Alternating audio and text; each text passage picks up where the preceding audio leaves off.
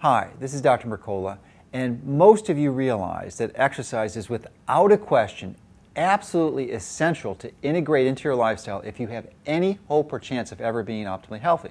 Now, it is not the exclusive way to do it, as many people get confused, and you certainly run the risk of overtraining and can do it improperly, or ignoring the dietary component and believing that exercise will provide you with optimal health. It simply won't. 80% of the benefit you're going to achieve with respect to optimizing your body fat is going to be through your dietary changes. So you really want to pay very careful attention to the information we have on choosing a proper diet. But exercise is absolutely essential.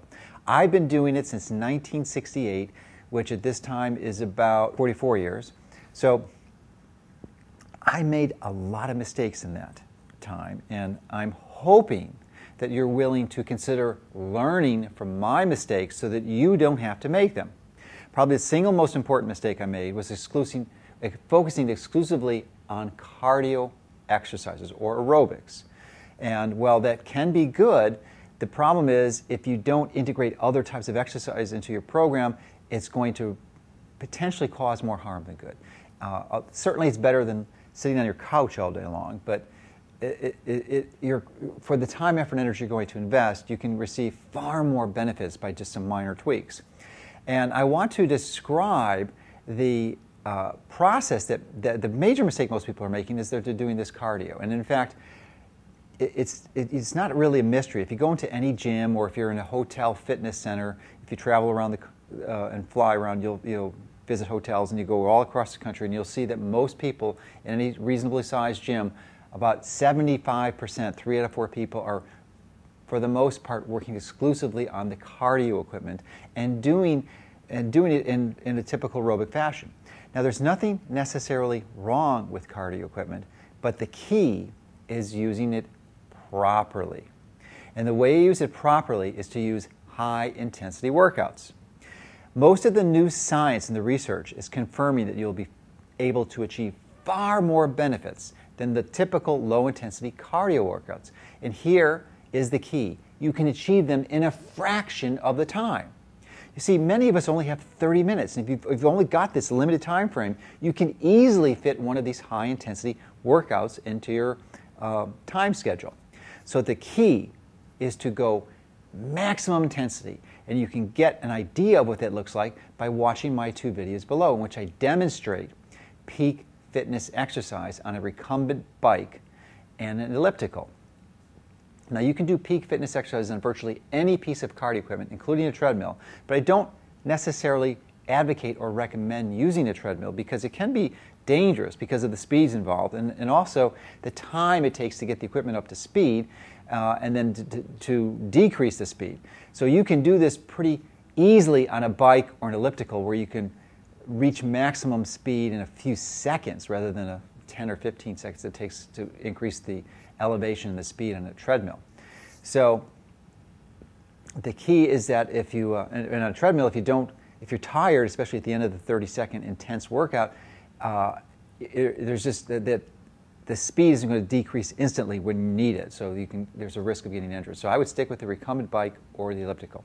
Now you can also sprint outside with no equipment and do these peak exercises, and it's kind of like interval training.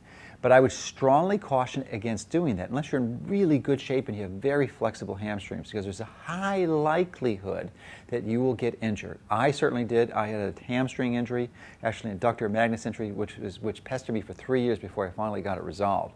And many of my friends who have showed peak fitness exercises to have also gotten similar hamstring injuries. Fortunately, it didn't last as long, but there's a high risk of getting injury with that. So let me describe with you some of the basic principles of peak fitness. The first is that you want to warm up. With whatever activity you're doing, you want to warm up for about 3 minutes. You've got to get your body up to speed. And then you're going to participate in exercise as hard and as fast as you can for about 30 seconds. And the first 10 to 15 seconds are going to seem okay, but those last 15 seconds, especially the last 5 and 10 and 5 seconds, seems like a lifetime. But you know, and the first few sets are going to be easy, but as you go on into 3, 4, 5, 6, 7, and 8, get progressively more difficult.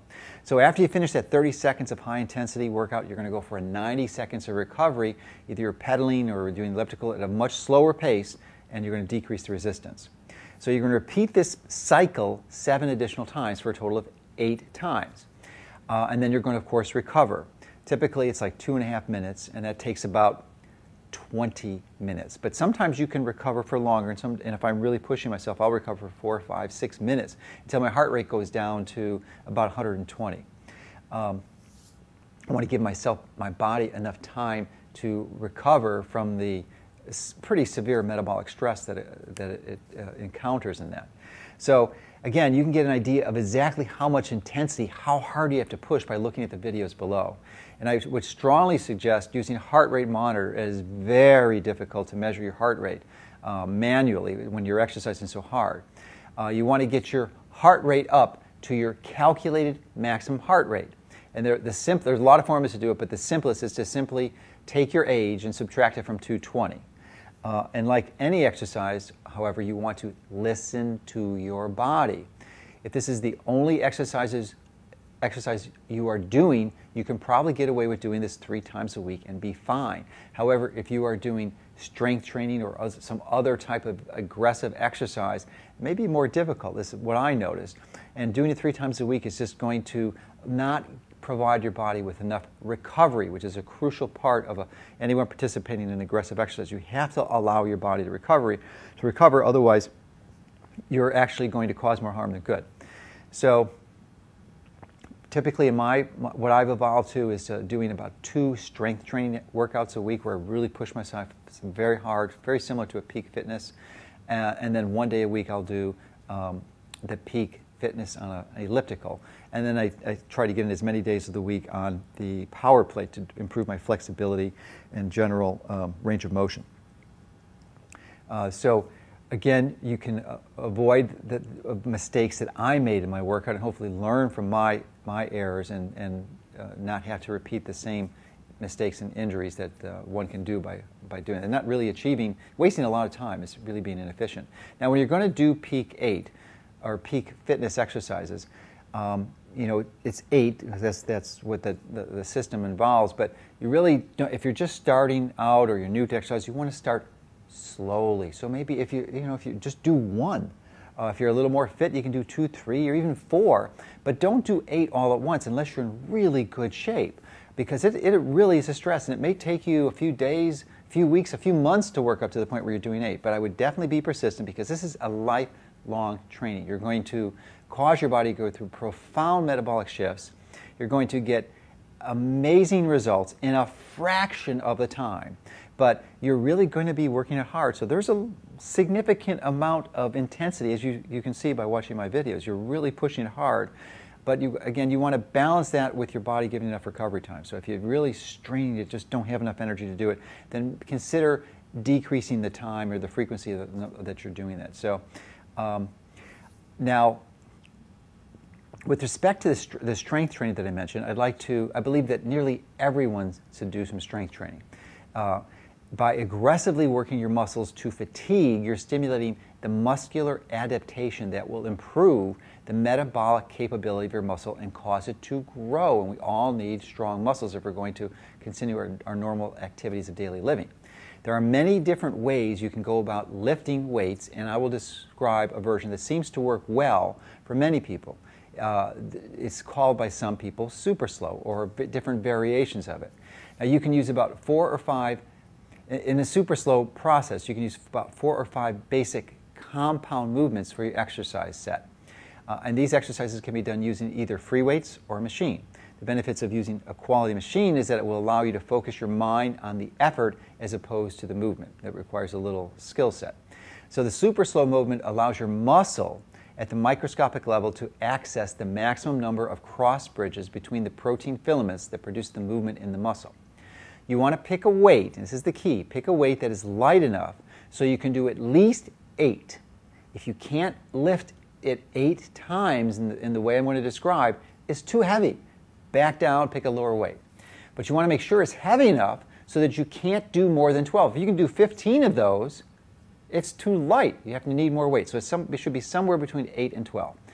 Now the super slow movement allows your muscle at the microscopic level to access a maximum number of cross bridges between the protein filaments that produce the movement in the muscle. So let's first start by describing how you're going to do the exercise. You begin, as I mentioned, by using the right weight based on the principles I just described. You then lift the weight as slowly and gradually as you can. The first inch should take about 2 seconds, since you're depriving yourself of all the momentum of snatching the weight upward. It will be very difficult to complete. So begin the full movement in less than 7 to 10 seconds. When pushing, stop about 10 to 15 degrees before your limb is fully straightened. So if you're going down, you want to go down about 10 to 15 degrees below, and then slowly reverse the direction. Now, it's sort of like a caterpillar or a centipede that's crawling along a surface. If you start off moving very, very slowly, you're going to engage more legs or more movement of your arms at the microscopic level, which is where the action happens. What you have in terms of movement is a difference between a centipede and a millipede, and that also produces very gradual movement. What the slow movement does is it keeps the muscle under a continuous load. It can never escape being under the stress of the weight, so the fatigue accumulates very rapidly. So when you've done this movement, you're going to slowly lower the weight back down. Now, an important point, really key of doing the super slow, is that the last repetition, in that you lift the weight until your fatigue accumulates to the point where you no longer have enough strength to continue to move the weight, at which point you will have to continue to attempt to produce movement, even though it's not occurring for several more seconds, which drives your level of muscular fatigue even more deeply. So don't try to heave or jerk the weight to get that one last repetition in. Instead, just keep trying to produce the movement, even if the weights aren't going anywhere. This is not magic. It's not moving the weights, but contracting the muscle, and you don't have to move the weight to contract the muscle. Now, this form of super slow training is very safe. You're going to radically reduce the risk of injury when you used by rapid movement. So because it's so slow, there's very little chance you're going to get injured, which is really a good side effect of this. Now, again, the key is to do the motion to failure, muscular failure, as I mentioned, and that when say you've done 9 of these and you just can't do the 10th, you're trying to get that weight up on your biceps and you just cannot get it any further than here, well, you would continue trying to get the weight up and just continue for the 7-10 seconds, and then and try to get up, and even though the weight's not moving, your muscle's still contracting, and then you let it down. And that would be to failure, and then you've reached it. And again, that should occur somewhere between 8 and 12. If it's less than 8, weight's too heavy. More than 12, the weight's too light.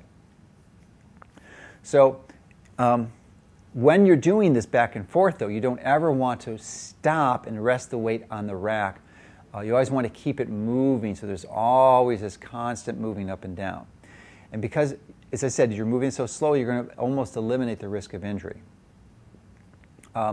If you're outside these parameters, you're going to need to adjust the weight. So also, since safety is always foremost in any weight resistance exercise, if you're just starting out your exercise program, you may want to begin with only the resistance machines, which give your body added support while you concentrate on isolating and strengthening these muscle groups. You can then work up to free weights as you add more weight to your program and gain strength. You can do about any exercise, but the 5 ones with the compound movements that you can start with are the pull downs, chest press, a compound row, an overhead press, and a leg press or a squat. Now, in the video below, I'm going to demonstrate a few more of these exercises, and I use both free weights and weight resistance machines in these. Both types of equipment can help you strengthen and build your muscle. However, if you use free weights, unless you're a seasoned bodybuilder with a good knowledge of proper weight training form, I strongly suggest that you use a spotter or have a personal trainer nearby who can make sure that your form is correct and to help you should you have any trouble at all with the free weights as you attempt to push higher weights. Now, in the videos below, it's important to understand that I am not demonstrating the classic super slow training in the video, but a hybrid that's about 4 seconds up and 4 seconds down. I also don't show going to full fatigue I basically did a hybrid motion where I would try, and I knew I couldn't go any more on the last rep, but ideally if I was doing it, I should have held that contraction for a full 4 seconds, because that's going to drive the fatigue even deeper. So watch the rest of the video and you'll see an example of me doing these exercises. I strongly recommend you do some type of strength training in your workout program. I really believe it's part of a comprehensive exercise fitness, and you will really appreciate it. As you get older, you'll be very happy and glad. Your body will be thanking you for making the time, effort, and energy to do these exercises. And again, if you do something that's super slow, you don't have to be in the gym 3 or 4 hours a week. You can literally do it once a week for the 20 minutes if you do it the way I described, and that's really going to give you enough stimulus in your muscles to really get the benefits you need. Our first exercise is the barbell squat. One of my absolute favorites because many experts consider this to be the king of strength training exercises. You want to make sure when you start this to widen your base by spreading your feet apart solidly on the floor in a comfortable stance, and that will help you perform it properly. For safety's sake, you want to make sure that you have a personal trainer or a spotter. It's going to be really crucial because this can be a problem. It's a little safer if you use it on a Smith machine, but free weights are a little better. So when you start the downward portion of the lift, always begin with your hips moving backward first. If you bend your knees first, you're setting yourself up for problems and you're going to potentially hurt your back. So make sure you move your hips and your buttocks to the rear. This can be hard to do if you have decreased hip flexibility, which I certainly did when I first started doing this. So you want to work on that and work with a trainer to help improve that. But as you're doing it, you can visualize this hip going backwards by trying to touch the wall with your buttocks, and that'll help a lot. And this is going to set you up for doing it properly. You want to make sure that as you're going down that you don't drop your shoulders, and you want to keep your collarbone up. This will be really crucial to doing the exercise properly. Again, this is a phenomenal exercise. I would encourage everyone to consider trying this because it just is really going to improve your everything in the right direction. Okay, moving on to the flat barbell bench press. Now, it's important to know you can also do this exercises with dumbbells. For proper alignment, you want to remember to keep the bar over the nipple area of your chest. Note that I have my hands at a comfortable distance apart, but not too far. Because if you put them too close together, that isn't good either, because you're going to be overworking your triceps more than you want for this exercise. So remember to keep the bar over the nipple area of your chest and not to let it fall back over your face or above your head. The bench press will help you tone your pecs, the pec major and the pec minor, as well as your triceps and your forearms. It will also help work your front shoulder muscles in the area from the bottom of your armpit to the middle of your rib cage, is often referred to as the boxer's muscle. Again, choose a weight that will allow you to comfortably do 10 to 12 repetitions. In this next exercise, I'm performing a lat pull down with a supinated grip, where I pull the weight down in front of my head with the palms of my hands facing my body. For good form with this exercise, you want to make sure that you keep your shoulder blades pinched back, retracted as you're bringing the bar down. If you're doing it right, you can feel your body tighten up as you lower the weights to a count of 4. But of course, you can also do this as super slow in a count of 10, as we discussed earlier. So you also want to make sure that the seat is properly adjusted. It's really important to do this if you're using this type of equipment. If you don't know how to do that, I would strongly encourage you to ask one of the trainers or someone in the facility that can help guide you. So this lat pull down is a great exercise for your upper body muscles, and will really help increase your strength in that area.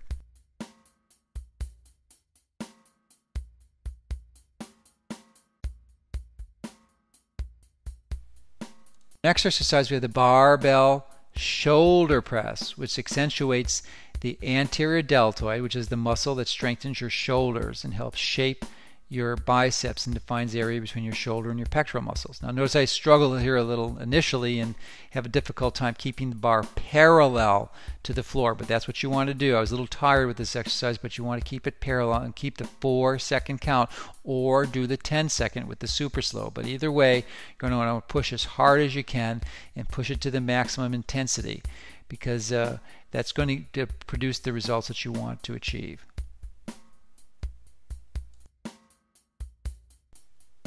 Next exercise, we have the barbell curl.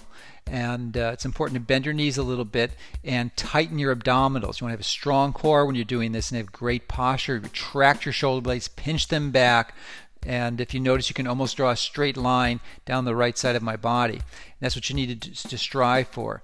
Also notice that in the exercise, my shoulders are stabilized and locked, and I'm only pivoting at my elbow joint. And this exercise is going to primarily work your biceps, but it also strengthens your forearms and your shoulders.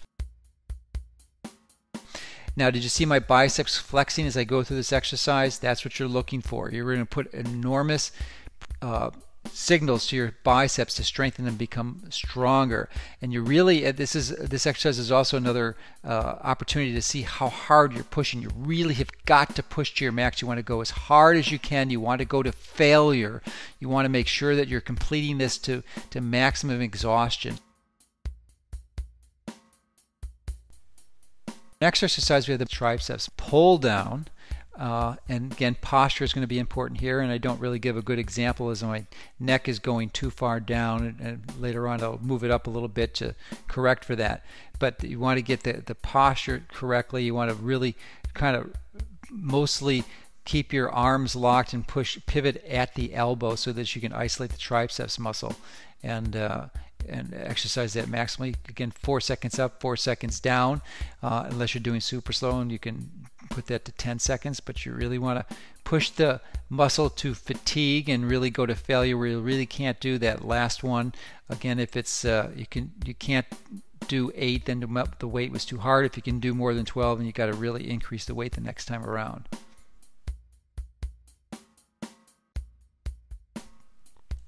Exercise, I'm going to demonstrate a leg curl. This is 4 seconds positive and 4 seconds negative, and it's going to be really important as the weight falls down that you are allowing your legs to control the speed. So you're making a 4-second controlled lowering of that. This is a phenomenal exercise for your hamstrings, which many people have underdeveloped. So the objective is to perform about 10 to 12 repetitions, and if you can perform more than 12, again, your weight is too light. If you can't perform 8, you've got to lower the weight. Now the hamstrings are an important muscle group that can act as both a hip extensor and a knee flexor, and keeping them strong can literally help keep you on your feet as you age. And coupled with the strong quadriceps, the muscles in the front of your legs, you're going to help prevent hip and knee injuries that can often lead to surgeries or injuries like your ACL and hip replacement. So this is a really crucial exercise that you consider doing. It's a phenomenal one, and I would encourage you, if you have access to the equipment, to do this. This is kind of a difficult exercise to do without this type of equipment. It's kind of challenging to do it with pulleys. Next exercise, we have the leg extension, which focuses on the 4 muscles in the upper leg and thigh, which we call the quadriceps. These are the other sets of the muscles that work and coordinate with your hamstring. So it's vitally important to get both of these sets of muscles working well, so that you'll have good leg, hip, and knee strength. You want to make sure that you're keeping your muscles engaged the entire time. You don't want to rest it when you're going up or down. So no quick pauses at the top or the bottom. And you notice too that you want to strengthen and tighten your abdominal muscles in your core. Keep your shoulder blades pinched and retracted, and really when you're pushing up on extending your leg fully, you want to get that last bit of extension. And notice that my quadriceps are really tightening and contracting here as I go through the range of motion on the machine. They really start to show that they've been working out, and you can almost see them pulsating. So it's a good exercise to help balance out the hamstrings, but many people tend to have better quads than their hamstrings. So if you're going to do one or the other, I would recommend the hamstrings, because those are the ones that tend to get neglected more than the quads. But push to the end, really push to the max, so that you're getting the full workout, so you can really exercise those quads and get the maximum benefit.